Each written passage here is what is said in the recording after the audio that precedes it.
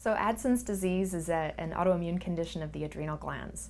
And unfortunately with Addison's disease, it's typically very fast. It's fast onset. People will go from feeling perfectly normal to being extremely tired and then having no capacity to manage stressors, whether emotional stressors or physical stressors like a broken bone or a fever or an infection.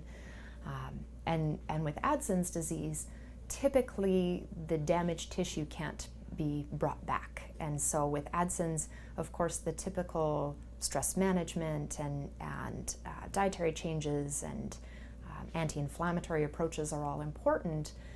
But a big part of Addison's disease is managing the lack of the hormones that would typically be produced in the adrenal gland.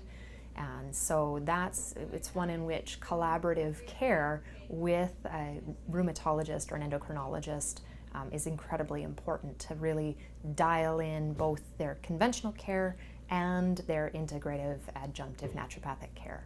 So one of the big consistencies with Addison's disease is sleep.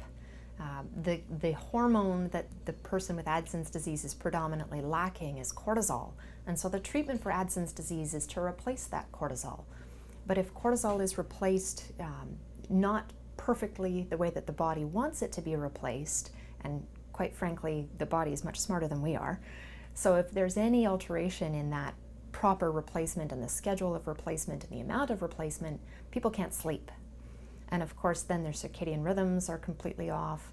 And sleep is integral, not just for life, but also for wellness. And so it's something that I'm very, very commonly working on with my Addison's patients is helping them sleep.